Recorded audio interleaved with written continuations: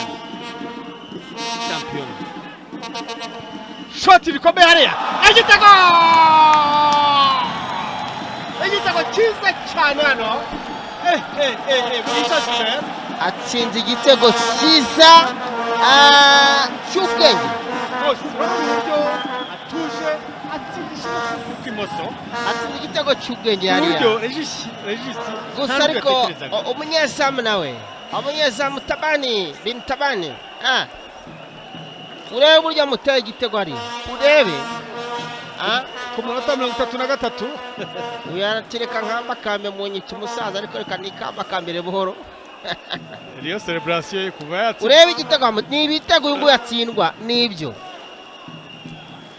ngibyo urebe hano bamutere ishoti urebe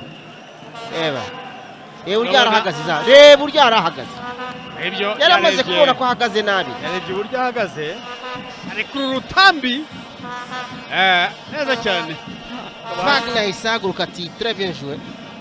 Haya tuone itakuwa vipi Zitonda na umimina hakuna mtu tuangalie bao safi la kusawazisha hapa huyu ni Murenzi Patrick ambaye hakuonekana sana lakini ana sujudu huyo kocha kamaradi banamwona goli safi la kusawazisha la Murenzi Patrick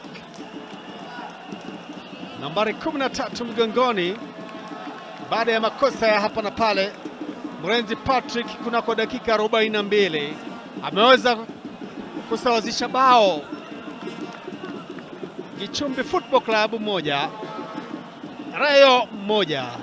Shabiki wachache walioko hapa Gichumbi wakiendelea kushangilia huku shabiki wa Rayo akienda kuambia bana msiende kufurahi tutawafunga tu. Haya wanaonyesha jinsi gani mambo yalivyokuwa ndani ya lango la Mazimaka. Ameugusa kwanza baada ya kupanchi lakini kazuiwa, alafu mwenzake Murenzi Patrick alikuwa pale karibu sana na lango, akachia mkwaju likatinga wavuni. Unaona mambo yalivyokuwa, kamaradi akienda kufurahi eti kumbe bao limeingia, kashangaa. Unata 33 Aute imbere hariya kubita n'umutwe hariya biracyakome mwizamo igitego gitsinzwe na Mugeni Fabrice Mugeni Fabrice akaba yitsindiye ikipe ya Rayon Sport kandi minota ishize rwose no kuvuga ku minota 44 nyuma y'iminota 2 gusa igitego cya kabiri kikaba kinyoye. Uyu rero Mugeni akaba atari ubwa mbere atsinze Gicumbi, yigeze gutsinda Gicumbi bari Gicumbi nyine. Aha rero n'ibitego bibiri kuri kimwe, aha bakaba baje kumushimira igitego cy'umutwe mu gihe Regis Shyaka atabonye uburyo yabisobanura rwose. Urabona uburyo uteye n'umutwe ubunyura ku ruhande kiba kiranyoye nguko byagenze. Akazi karega bari babiri nibyo nta origine irimo, dore ko harimo umukinnyi wa Gicumbi wari warayemo, yari yibereye mu izamu ariko kumwe n'umunyezamu, ahubwo yamubujije n'amahirwe yo yakurikirana umupira Regis. Ko rutanze passe hariya neza cyane birakomeye igitego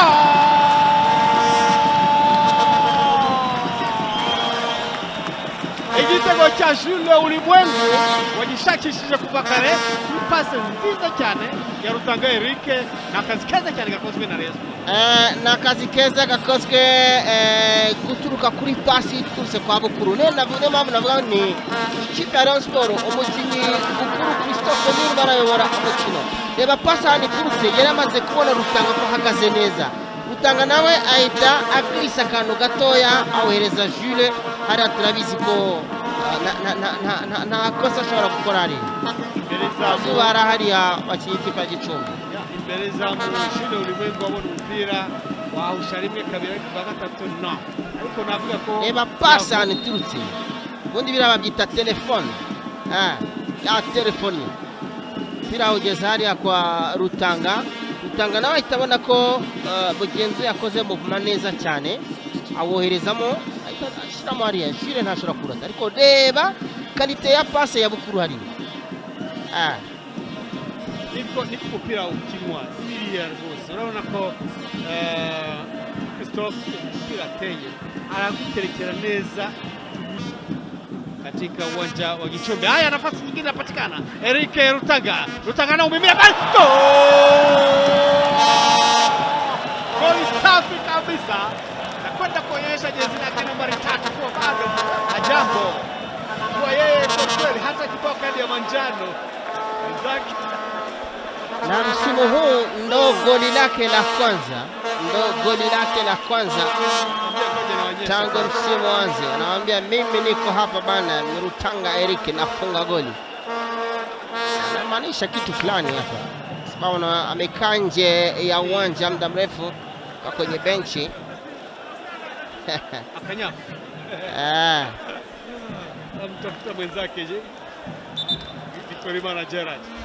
Yaani amewadanganya kwamba atatoa pasi. Mabeki wote walikuwa nafikiri kwamba atatoa pasi. Alafu akamwona goalkeeper naye mwenyewe alifikiri kwamba itatolewa pasi. Angalia, hii ni pasi ya Bukuru. Mchezaji jamaa anacheza na akili. Angalia, goalkeeper alifikiri kwamba mpira utapenyezwa kule kwenye eneo la hatari. Halafu Rutanga akamwona kwamba amesha mwenyewe kwenda mimi na ndani. Wadanganya kuwa atatoa pasi. Angalia, goli maridadi kabisa. Wakati mwingine inabidi mchezaji yawe na maarifa na kutafuta bao. Ndio. Okay, wanaendelea kushambulia lango la Gicumbi. Haya, hatari katika lango. Goal!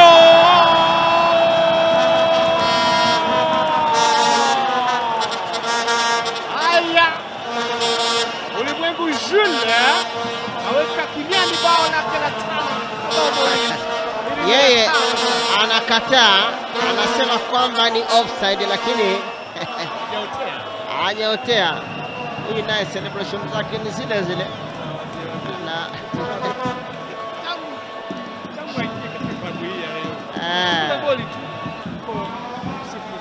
Turebe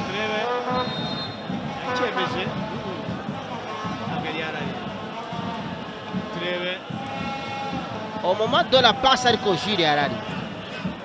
Au moment de la passe Jure yararimo. Yes, yorje. Turebe. Reba, au moment de la passe yava ku kirenye kandi niho babara orje. Umukinnyi yarahagaze he. Reba. Wabonye Jure? Okay. Corner yatewe. Wamubonye umunyezamu nakubwira. Apata baro akayigara muri Axeiza. Ulimwengu Jules hat-trick arayitahanya rero uyu munsi. Ulimwengu Jules atsinze igitego cya 6. Reba umunyezamu. Ureba umunyezamu aramukanya uburyo afashe umupira. Isomo rya Ruhago ahangaha bitego 6 kuri 1. Gicumbi ntiyari herutse gutsindwa akayabo nk'aka. Akamara manzanani. Ahangaha aranga ariko ati yaoruje, arimo aravuga yaoruje. Dukuro kimwe basi. Arasigara. Ikipe iri hasi. Ikipe igice cya kabiri rwose. Reba umunyezamu. Urebe. Yawugore muri Axeiza. Ari nako Ulimwengu Jules atahanye umupira uyu munsi. Hat-trick. Kuri corner yatewe neza Nyandwi. Hanyuma Jules yegere neza izamu. Nta kindi yuko umunyezamu Shyaka Regis yakozeho gatoya, ariko muri uko kuguhusha yarahagaze neza cyane. Ulimwengu ahitaho ubundi buryo barategeka. Jules isakupita w'igitego cya 7. Kamarade ntakundi abivuyemo ati bina kamaramaza. Babibonye tayari. Kabari andesa.